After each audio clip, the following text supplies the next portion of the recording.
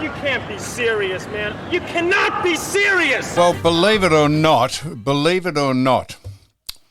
by popular demand, knocked me down with some plumage. They said they like the man I'm about to introduce. He's got some opinions and he's got some opinions. That's what we like. And we've had him on before and we've crossed swords and we've agreed on things and that's how it should be. And it's the great Tony Sheehan. He's back on board. Welcome, Tone.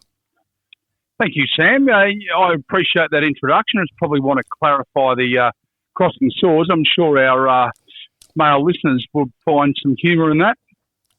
Yes, good one, Tone. Leave the humour to me, mate. I'll handle the humorous stuff. You just give us some content. Now, the last time you were on, the last time I spoke to you, 2 weeks ago, you were in Mackay. What? 2 weeks ago, you were off Mackay. Yeah, no, it was 2 weeks. And the news about the Greater West Sydney had come out. I hadn't spoken to you about that on air. And I texted to you and said, there's been the league, AFL are jumping up and down. What actually happened? And you texted me and I said, brilliant. I said, thank you for telling me that. And then what unfolded to me is the most extraordinary press conference I've ever heard for any sporting organisation when Andrew Dillon got up and with a serious cow-eyed look and his eyes looked into the camera lens and delivered the most extraordinary condemnation of a end-of-season mess up, if you like. I was wondering, did you think the same or do you think I was out of line? And has there been any other comment, because we're remote, about the serious nature of that press conference, Tony? Oh, no, Sam, I think a lot of people have been in agreement with you. I am flabbergasted that the league, headed up by relatively new CEO Andrew Dillon, and his 2IC Laura Kane, would go to these lengths about a private party at a hotel in Woolloomooloo. Funnily enough, the GWS captain is in business with the owner, so I don't know how that didn't transpire into a public debate that they would find the players guilty of dress-ups. Honestly, I'm almost speechless. What are we saying? You cannot dress up as a woman if you're a man these days? If you're a footballer, can you not have a bit of parody or satire about controversial, contentious events that have gone on in the world or locally? Who sanitises that crap? I mean, what is it? No one's been done for drugs. No one's been murdered. No one's been shot. No one's been run over in a car. It was light-hearted merriment and revelry. It's got me how you could come out. I don't know what bent they're on. I honestly don't. And I'm staggered that the media, who might be in the pockets of the AFL because they mightn't get sanctioned or get certificates to go and broadcast or into the rooms or go cover the competition, they might have them cancelled. I'm staggered more. I don't know if any media have come out and said this is extraordinary, over-the-top nonsense. Look, I think a couple of people did, maybe Steve Price from memory, but it was just in terms of maybe even David Pemberthy. There was an article written in News Corp publication, and I think it had amounted to some 600 or 700 comments, just in utter disbelief as to how the AFL could misread the room about a private party. Now, look, some of the dress-ups may have been... may have been what? A little ordinary. Well, look, if we are to take that at face value and turn around and say, look, some players dressed up as the Twin Towers and a few others that haven't been named, well, look, my philosophy would be it's a private party. The second part of the equation is, Sam, who is this anonymous person that's alleged to have tipped off the AFL? What a scab. What a piece of work. What a absolute snitch. I mean, honestly... The whole thing reeks of just a setup to show how moral and indignant people can be, how pretentious and virtuous people can be to gratify their own position. So, all right, so dressing up as the Twin Towers, so 9/11, where 3,000 odd people lost their lives. Do you think the people who dressed up as the Twin Towers are laughing at the 3,000 people? There's plenty of things over time that people parody or satire that have been pretty serious events in our time, but I'm sure they weren't laughing at them. I'm sure they were pointing, as I said, pointing out the fact that the people we think lives in caves can get hold of 4 aeroplanes and dismantle the US glorious Twin Towers. The Americans have got their head up their bums, honestly, and suddenly they were brought back to Earth with a jolt, thinking, fuck, we didn't think that could happen by those people. That's probably what that's about. If you think they're laughing at and then they said they were disrespecting women. How are you people who are trans people just disrespect women on a daily basis, mate, if you want to go that far? It is extraordinary. It's extraordinary, mate, and I'll never ever have another opinion about that. The Laura Kane and Andrew Dillon ought to be not ashamed of themselves. They just ought to be counselled for just having this virtuous bent that is going nowhere. It is so annoying to be part of that. I'm a part of that organisation, whether you like it or not. I am a part of that, and that is just so cringeworthy. It's sickening. Well, 2 things out of that, which I totally agree with. 2 things. I think the players that dressed up as the Twin Towers weren't even alive when 9/11 took place. And second to that is, we have Peter V'landys, who I'm sure you know is the ARL chairman here in New South Wales. He can smell blood in the water with the AFL. He can read the room, and I suspect he's ready to pounce and take over as the number 1 sport in the nation. The NRL? Yes. Yeah, well, I see the recently departed... did Mark Robinson, didn't he say, was it him or was it someone else said that he thought in the next foreseeable future the NRL would be the number 1 sport in Australia? Did he say that, or have I got the wrong person? Maybe he didn't say that. No, I'm not sure whether it was Robbo, but now the ARL is talking about a team in Perth. They are investing the NRL competition. Yes. The NRL. Sorry, my apologies. No, yes. the Australian rugby, yeah. Yes, as in Peter V'landys and his CEO Andrew Abdo.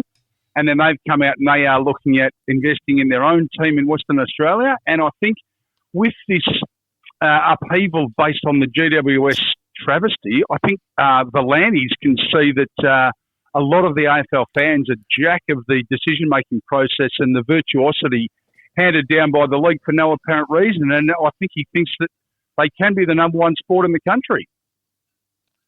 Yes, and the welcome to country, the fawning and the pretension that goes on, it's just extraordinary. I don't know who told me this, because I'll just cover myself here, but a very reliable source said that a top club in the NRL were dispensing with welcome to country in respect to the different nations of people that represent their side. They just said it's nonsense.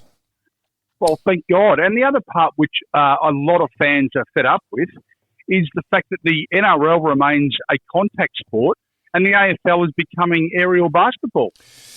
Yep, mate. It's you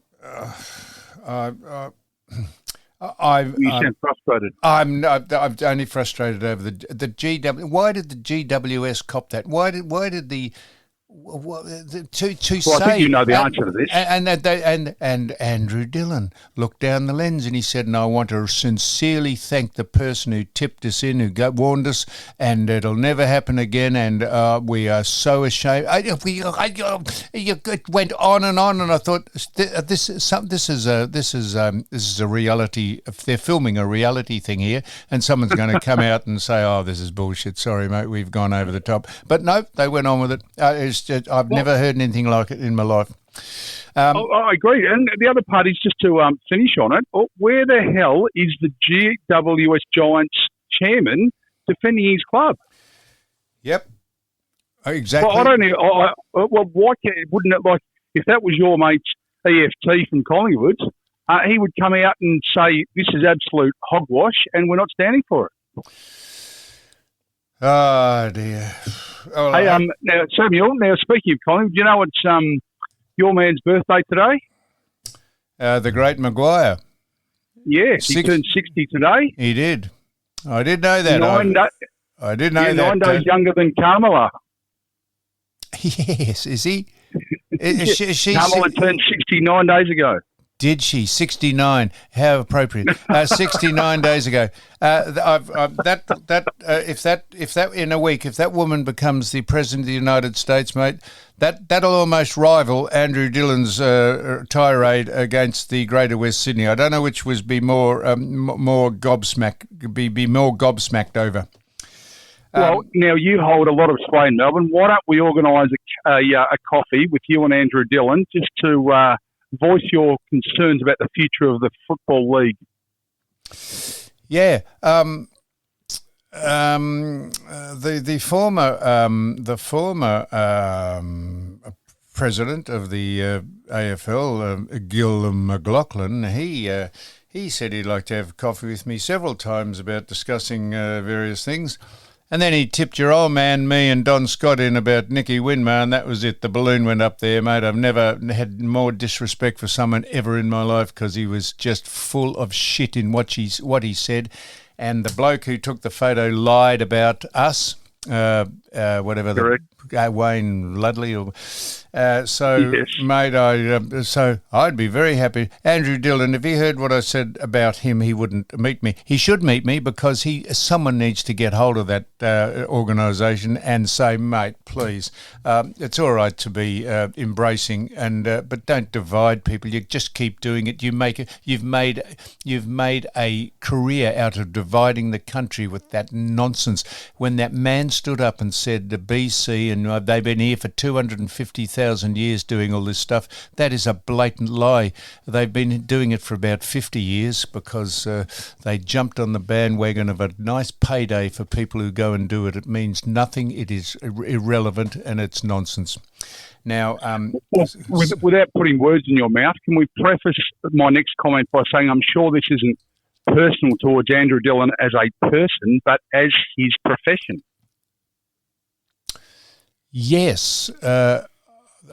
Yes, although people who make decisions like that, if it's suggested to them and they say, yeah, this would be a good idea, sometimes you've got to take responsibility for the things you say, even if you don't agree with them. If you say them and you don't agree with them or you haven't got your heart in it, you better be very careful of the blowback. Agreed. But I would... I'd be delighted to speak to Andrew Dillon, but what would be the point? I'd say, mate, this is nonsense. He'll say, no, well, you have a different set of values to the AFL. And I'd say, well, this is probably the problem.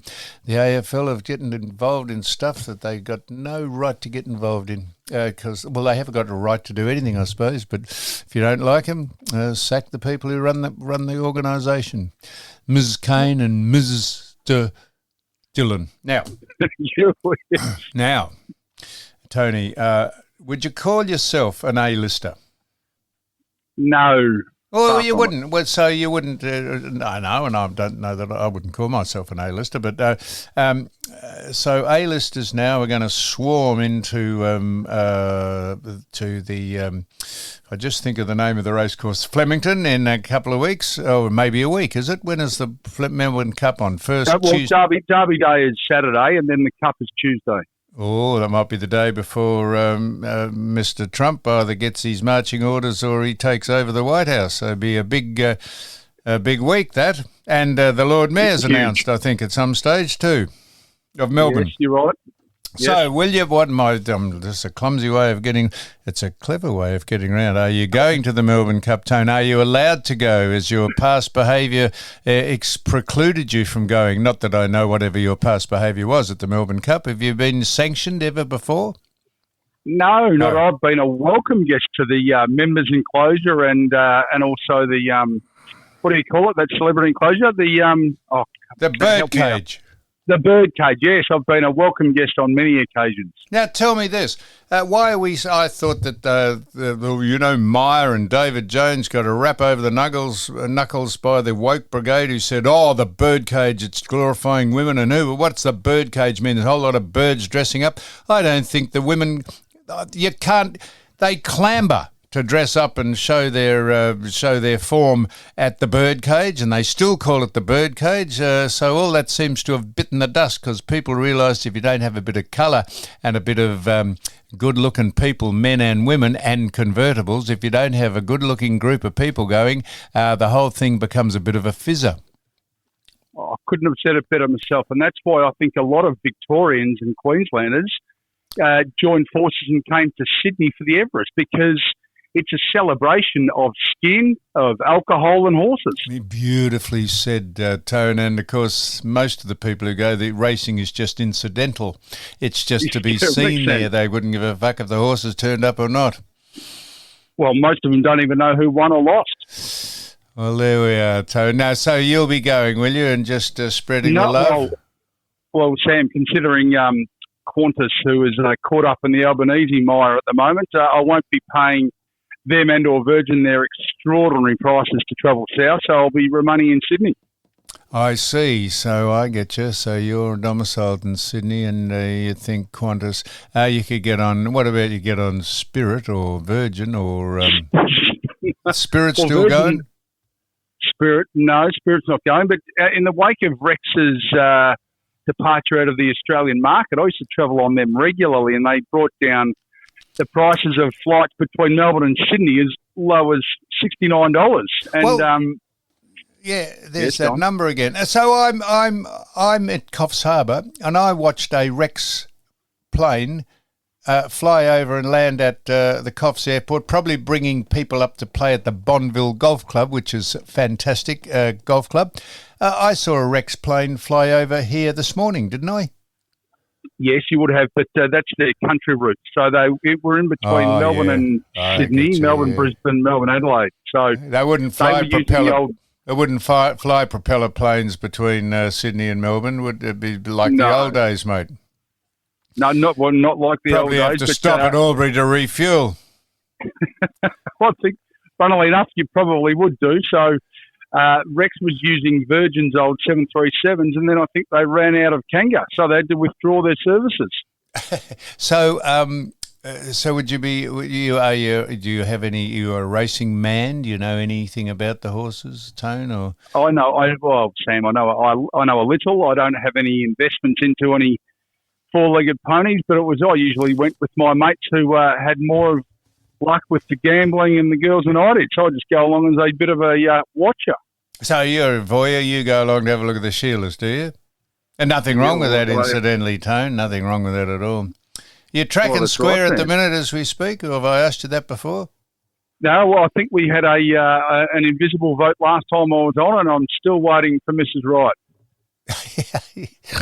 What would she have to? What would she have to have going for in her armoury in order to attract the great Tony Sheehan, mate? What would we be looking for in a companion besides yourself? Probably Harbourside mansion, Bentley convertible, and good looks. Yeah, so you'd like to stick the dick into the till. No, that's what I've got to stay away from that. No, well, you'd like a nice, smooth, cushy ride through life, no matter what. But I like working hard for my dollars. Yeah. Do you? Yeah, you do. So, yes. What stories have you broken this week? Or Samuel, it's actually been very quiet of the past couple of weeks in the AFL world, but something has caught my eye. Now, I'm sure you and Sue Stanley, OAM, have been keeping up to date on the Prime Minister's situation with Qantas and Mr. Joyce today. Mr. Joyce and Mr. Joyce. What? No, I haven't. Mr. Albanese and Mr. Joyce. Yeah, and Mr. Joyce and his husband. Yes. They're an item. They are married, Mr. Joyce and Mr. Joyce. And yes, they are. And Mr. Albanese, what's the three of them got together? What's gone on? Well, Mr. Albanese has come out with Joe Aston from the AFR fame, has written a book, The Chairman's Lounge. and he's detailed how when Mr. Albanese, prior to his prime ministership, was phoning Mr. Joyce as the CEO of Qantas, requesting upgrades to a lot of his flights. And getting his son in. And getting his son into the chairman's lounge, yes. Now, today, Mr. Albanese has given Mr. Dutton a political punch to the ribs, saying that he hasn't declared his private jet flights with Gina Reinhardt. And the funny thing is, as you may remember, towards the end of COVID, Mr. Albanese and his mate, Mr. Andrews, who was then Premier of Victoria, took Lindsay Fox's private chopper down to Lindsay's house in Portsea. Yeah, now, let's just go back a step. So, Mr. Albanese, Anal, he is saying that Mr. Dutton has taken a private ride on Gina Reinhardt's plane. What is wrong with that? Just tell me what's wrong with that. Well, allegedly that he hasn't declared it, whereas... Well, why would you have to declare going on a jet in someone else's jet? Well, it's not the taxpayer's not paying for it. No, but why is Dan Sue says I think the constituents... Oh, it's a gift. Yes, I think the constituents think that it would carry favour to a certain billionaire from Perth who might be seeking favours in Queensland. I wasn't thinking of that. A bit like Dan Andrews getting on Lindsay's chopper. Correct. And you know who was on it? Mr. Albanese. On the chopper too? Yes. Back on the weekend of the 10th of January 2023, I think the chopper picked up Mr. Andrews and Mr. Albanese from Essendon and ferried them to Portsea. Oh, what, for just a sojourn at the Fox residence? Oh, yes, and I'm sure some high-powered discussions. Oh, wow, yeah. Lindsay's that charitable. Why doesn't he pay $200 billion to get us out of the debt that we're in the state? That'd be a good step in the right direction. Well, I tell you, the other thing is, why wouldn't he add to the coffers of the St Kilda Football Club who keep going backwards?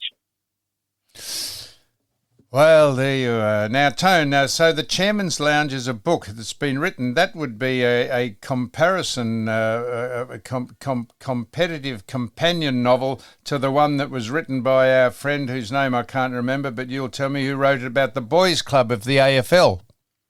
Michael Warner. Michael Warner. Michael Warner. I'm sorry, Michael. I've just had a temporary lapse in memory there. So the Boys Club and the Chairman's Club, they could be two of the best sellers. What other revelations came in the Chairman's Lounge book? Well, funnily enough, I actually haven't seen an advanced copy, but he's been on your mate's show. He's been on the Doctor's show in Sydney, where all these revelations came to the fore. Yeah, because the doc broke the story about him buying a $4.3 million residence. Just, I think, because his squeeze thought it was a good idea and he wanted to curry favour with her, so he bought a $4.3 million property somewhere up in the country. Yeah, it's the central coast of New South Wales. Well, of course, yes.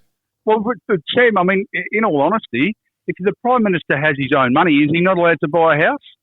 No, we did say that, but I think the timing would be pretty bad when most of the country is struggling and they're trying to, I think, electioneer about taxes and benefits and handouts they're giving to people, and how they're cutting back on various things, and how it wasn't a good look. The timing wasn't good. I don't know I don't know when the timing would be good, but maybe she could have bought it. I totally agree. Now, another one for you. What about Sydney is allowing e-scooters in its CBD? Your old mate and golfing partner, Stephen Price, decided to take umbrage to the fact that Sydney allowed it and Melbourne wouldn't, and on his little show, The Project, last night. Yeah, so he said that it's ridiculous that Melbourne won't allow them.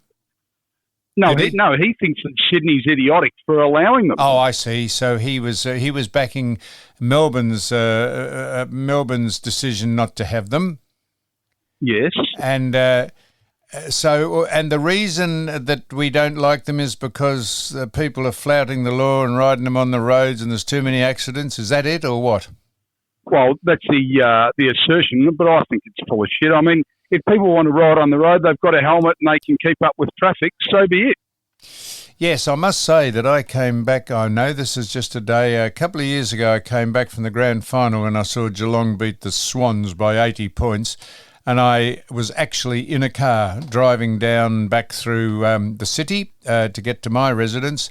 And the number of people on e-scooters who had two people on them, they were darting in and out of the traffic. They were holding up the traffic. They didn't give us stuff. There was people falling off them. There was no helmets on them. Maybe that was just a day out of the ordinary when you couldn't get on a tram because everyone was hanging off that. But you reckon that if I'm a bit like me with the motorbikes, I don't reckon there should be a speed limit for motorbikes. If they want to kill themselves by travelling quickly and driving dangerously, so be it. Let them do it. Well, I tend to agree. I mean, we are so there's too much bureaucracy in Australia, and more so in Victoria. We can't do anything. Yeah. Well, now, Tone, that's just very interesting. Do you take what other sports do you take in? Do you take? I tell you who I watch religiously. He's not even an Australian. You heard of Shane Van Gisbergen? Yeah, he's the V8 supercar driver from Red Bull who went to NASCAR. That's right, and that is my main interest at the minute, watching that boy take on the Americans, and he's a star. Any road course he wins, and the oval tracks there at Indianapolis, and all the tracks they go, it is must-view watching to see the great Shane Van Gisbergen, who's not even an Australian, but we claimed him. Yes. Yeah, we claimed him because he was a star in the V8s, the supercars here. Oh, he's a super driver, pardon the pun. But the other thing I like about him, he's ballsy and he waits for no man. Sounds a bit like your CV, Tone. Sam, one thing you've cut a swathe through most of the population up in Sydney there for one reason or another. Some of it good, some of it not. Well, yeah, I'll take that without actually going into any great detail. Now, there's a couple of things I want to ask you. We've been into detail about that the first time we chatted. Yes, correct. Now, on to more serious issues. A week to go before the biggest day of our lives. How do you see it? Has any developments from your end? Well, I have said this often, that I don't believe he'll make it alive, but apparently if you can't kill him in the next 8 days, that prediction will be incorrect. But they will find some way that election won't take place. If it's a fait accompli that he's going to win, something will happen where they can't count the votes. I see they've already set fire to the postal vote boxes now, and you can't count the votes in an incumbent Democrat who was going to win, but they can't count the votes because they think the Republican was going to beat her. So they've firebombed the ballot box area, and the coppers fire brigade had to put the fire out, and all the votes they can't count them. So there is something up their sleeve. Don't you worry about that, because you cannot have this world being run, or the most powerful country in this world being run by that imbecile, that ridiculous excuse as a politician. As a person, she is just an airhead, and she is a disgrace. She is so artificial and so false. It's why anyone would. But as I said, they're not just using her to climb over the line and then they'll whack her. They'll get her out of office. Oh, no, they'll whack her. I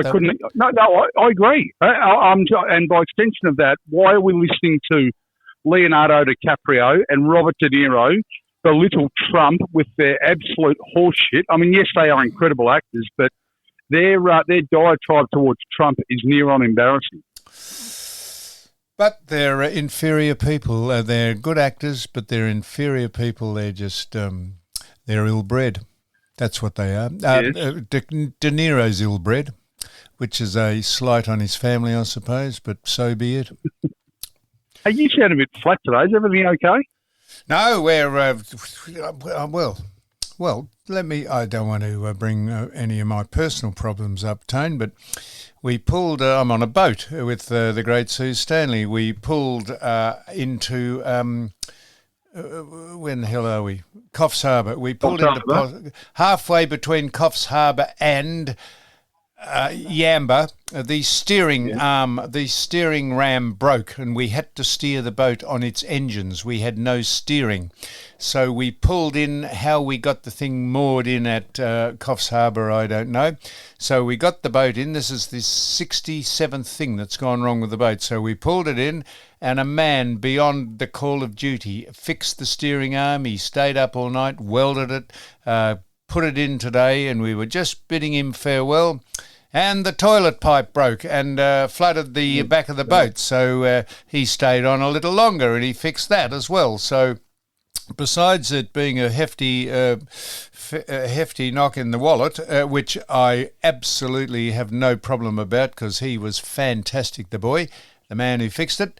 Besides that, we're just a little bit relieved that we've got the boat able to push on so that I can get home at some stage this year. That's why. But been absolutely buoyed by the fact that you're on the show, Tone. I thought you might bring some topics so that you could carry the show, but you've given us fuck all so far.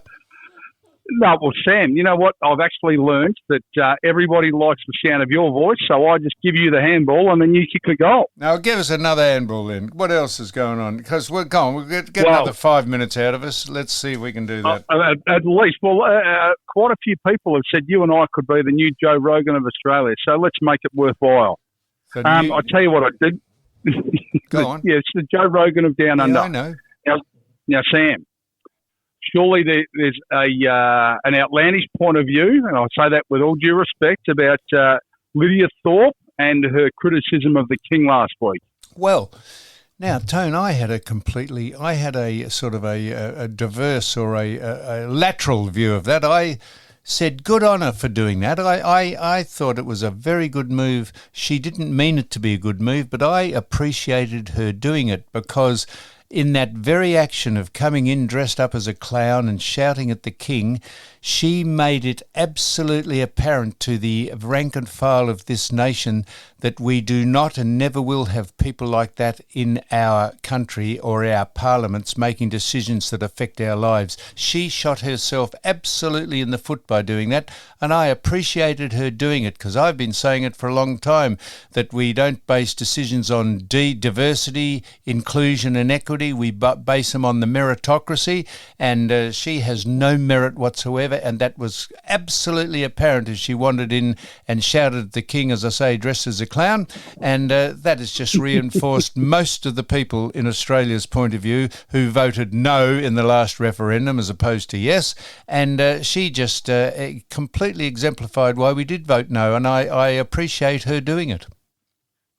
Yes, but which everybody's entitled to their opinion, but it leads me to my next opinion. Why are we trying to rid this country of freedom of speech? I mean, look, we may not have agreed with her, but she should be allowed to have her peace. Yes, she didn't do it in the right way. And now we've got, yesterday, Immigration Minister Tony Burke cancelling Candace Owens' trip to Australia. What the hell is going on? Just about to mention Candace Owens, who is a star. She's articulate. She has a point of view, and this is what happens, Tony. We elect people who have no more intelligence and no more IQ than you or I or anyone else. They're just shit kickers like us, and suddenly we put them in power, and they can decide with a stroke of a pen who comes in and who can't. She hasn't killed anyone. She hasn't. She's not a drug addict. She hasn't. Not a felon. She just has a different point of view, and that's exactly the point, that they're very mediocre people with very mediocre IQs run this country, and we can do nothing more about it than vote them out at the next election. Oh, it's just disappointing. I mean, well, we've got Queensland out, so let's hope for a few more. Well, I spoke to Dick from Muff, Richard Wollstonecroft from the Melbourne Underground Film Festival. He seems to think that he knows someone who knows Candace Owens, and I would like to interview Candace Owens.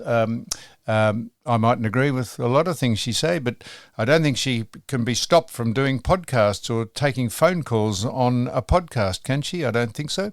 But no, I'd love of course not. love to speak to her. I'd love to speak to Lydia Thorpe. I'd love to speak to Lydia Thorpe.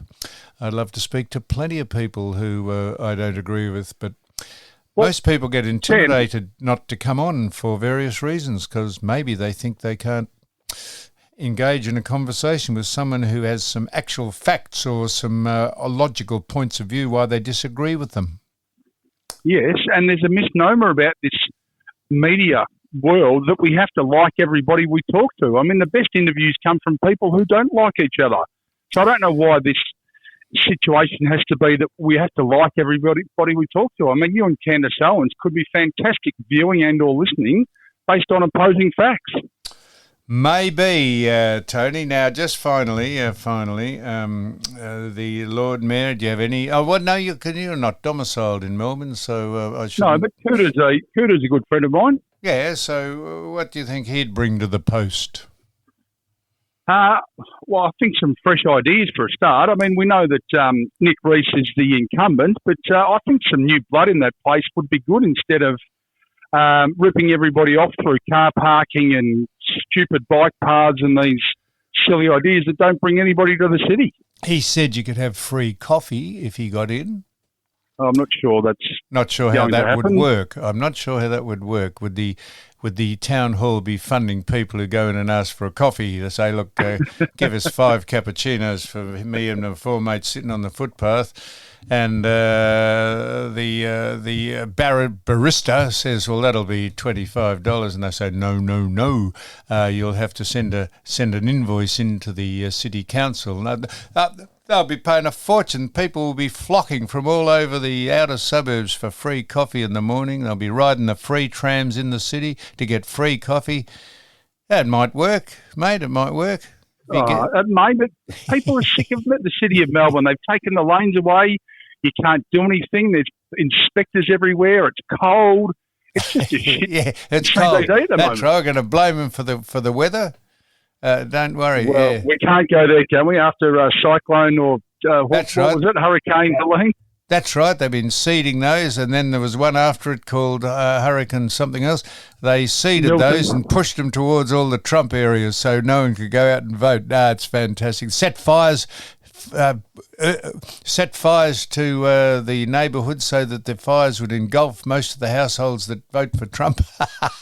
It's brilliant. No, it's going beautifully. Before we go, now, when can Melbourne expect the red carpet to be laid out for you and Sue? You mean when are we coming home?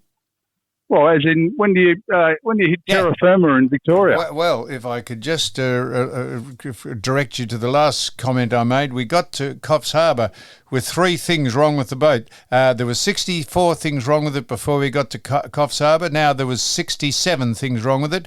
We think those have been fixed today, so we'll push off on our next leg, which gets us down to Port Stephens, and then we might drop in at Sydney. If I dropped in at Sydney on the boat, how much notice would you need? Oh, you asked me that the other day, didn't you?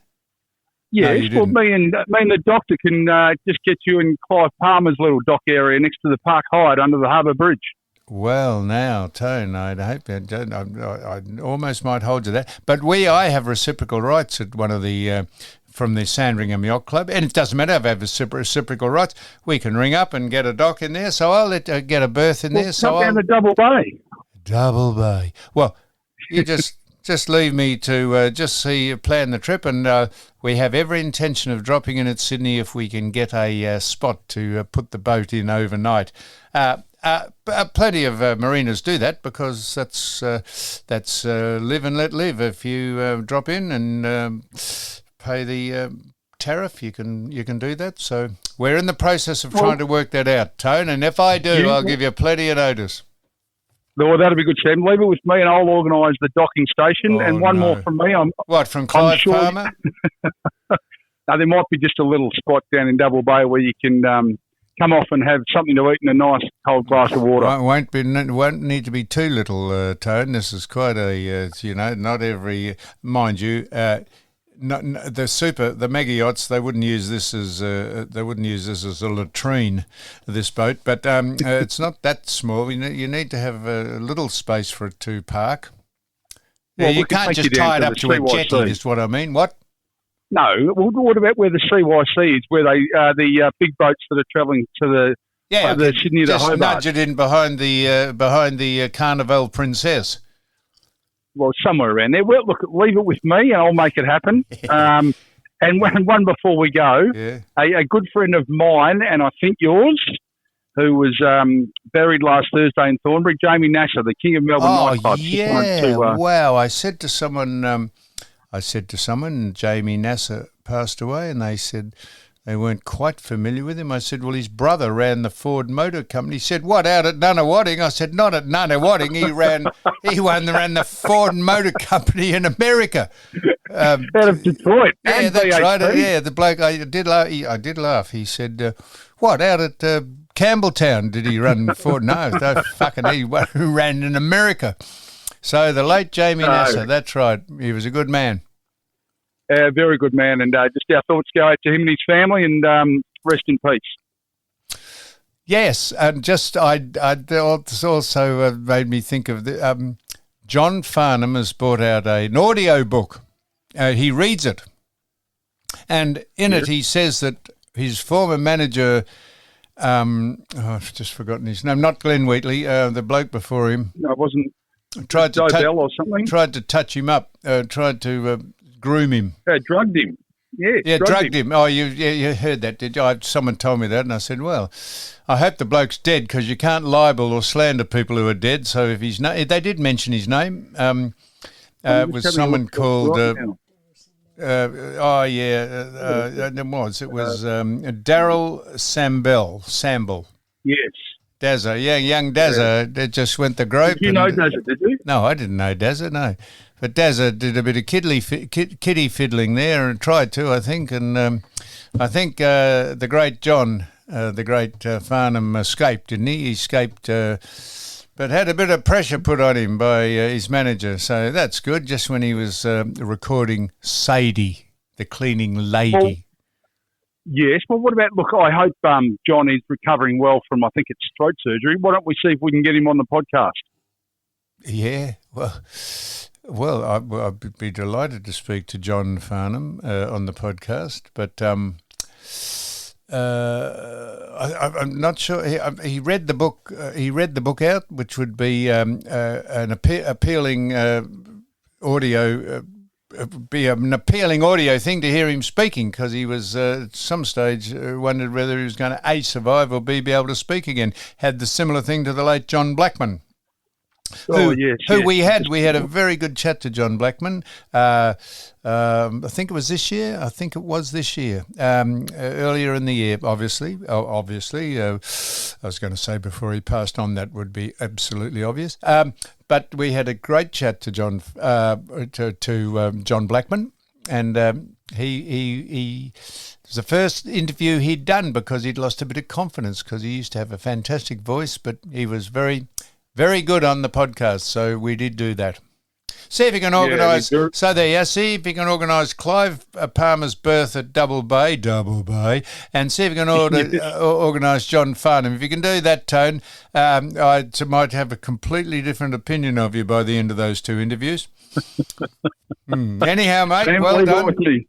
Good boy. Thank you. We'll do it again. Take care, my friend. You too. All the best. Bye.